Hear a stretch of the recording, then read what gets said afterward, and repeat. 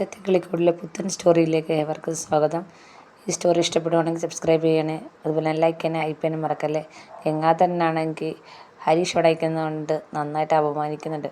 ഹരീഷാണെങ്കിൽ ദേഷ്യമൊക്കെ വരുന്നുണ്ടെങ്കിലും ഒന്നും മിണ്ടാതെ അങ്ങ് പോകുന്നുണ്ട്.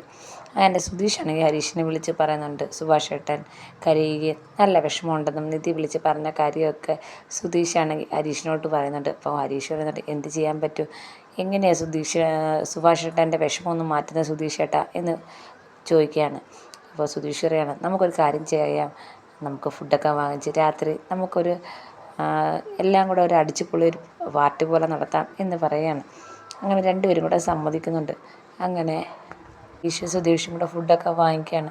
അപ്പം വണ്ടിയിരിക്കുമ്പോൾ സുധീഷ് പറയുന്നുണ്ട്, ഈ ഒരു വിഷമത്തിൻ്റെ ഇടയ്ക്കും എനിക്കൊരു സന്തോഷമുണ്ടെന്ന് പറയുകയാണ്. അപ്പോൾ ഹരീഷ് ചോദിക്കുകയാണ്, അതെന്ത് സന്തോഷം, അത് നിധിക്ക് എന്തെങ്കിലും വിഷമം വരുമ്പോൾ ഉടനെ നിധിയുടെ മനസ്സിൻ്റെ ആശ്വാസത്തിന് എന്നെയാണ് വിളിക്കുന്നതെന്ന് പറയാണ്.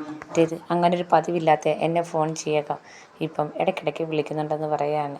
അപ്പോൾ ഹരീഷാണെങ്കിൽ ഇങ്ങനെ സുധീഷിനെ നോക്കുന്നുണ്ട്.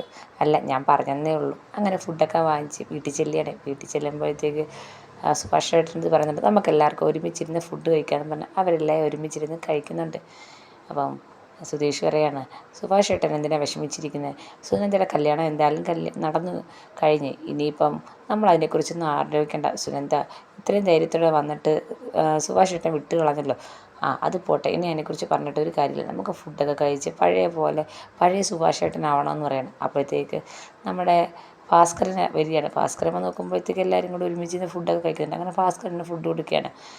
ഫുഡൊക്കെ കഴിച്ചതിന് ശേഷം പാട്ടൊക്കെ ഇട്ട് സുധീഷും ഹരീഷും അതുപോലെ നികേഷും കൂടെ ഡാൻസ് കളിക്കുകയാണ്, എന്നുവെച്ചാൽ സുഭാഷിനെ സന്തോഷിപ്പിക്കാൻ. അങ്ങനെ ഇതൊക്കെ കണ്ട് നിധിയും ചിരിയൊക്കെ വരുന്നുണ്ട്, നിധിക്ക് സുഭാഷിന് ചിരിയൊക്കെ വരുന്നുണ്ട്. അങ്ങനെ എല്ലാവരും കൂടെ ചേർന്ന് സുഭാഷിനെ സന്തോഷിപ്പിക്കുകയാണ്. സങ്കടമൊക്കെ മാറ്റി പഴയ സുഭാഷ് ഏട്ടനാവാൻ എല്ലാവരും കൂടെ പരിശ്രമിക്കുകയാണ്.